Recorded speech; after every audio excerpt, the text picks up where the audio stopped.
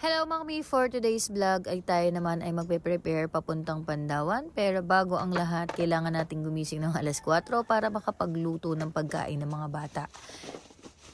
At syempre kailangan natin i-prepare ang mga pagkain nila bago sila pumasok. Kailangan may laman ng tiyan nila. Ihahanda ko yung tubig nila at syempre yung mga gagamitin nilang damit sa umaga. Dahil nga madaling araw ako umaalis, syempre yung biyanan ko ang naghahatid sundo sa mga anak ko. At yung si Mama Leia naman, siya naman yung nagluluto ng tanghalian at ihahatid ni Papa papuntang school. At dahil nga nasa air conditioning services yung asawa ko, madalas on call or urgent yung mga gagawin. Kaya minsan gabi na talaga siya umuwi or late na rin. Kaya shout out dyan sa mga mapapalad sa biyanan gaya ko. Ayan, ganyan nga ako tuwing umaga, aligaga. Kailangan kong magmadali kasi susunduin na rin ako ni Celine yan. Araw-araw ganito yung sistema, maiiba lang siya kapag day off ko, lalo na kapag Monday. Nabangon pa rin naman ako ng maaga para mag-prepare.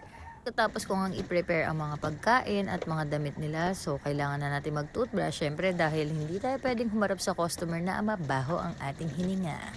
So, get ready with me. Syempre, mag-uumpisa tayo sa skincare natin. Ayan yung toner ko. Maglalagay-lagay lang tayo dyan kasi napakadumi ng ating mukha sa gabi.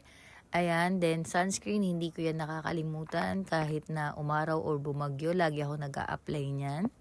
Syempre na kahit anong busy mo, wag na wag mong kakalimutan pabayaan yung sarili mo at kailangan maayos ka pa rin. Syempre dahil haharap ka sa mga customer, kailangan mo maging presentable sa kanila.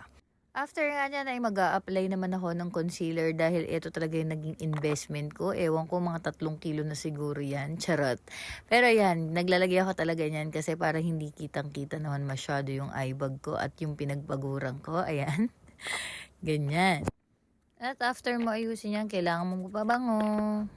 Ayan, nakahanda na yung mga pagkain nila, yung baon nila. So, eto naman, at ako naman ay kakain dahil parating na yung sundo ko maya-maya.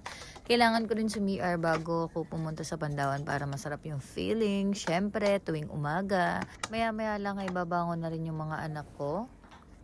At ayan na nga, nauna na yung aking bunso na gumising, maliligo na siya at kakain. At ako naman ay aalis na.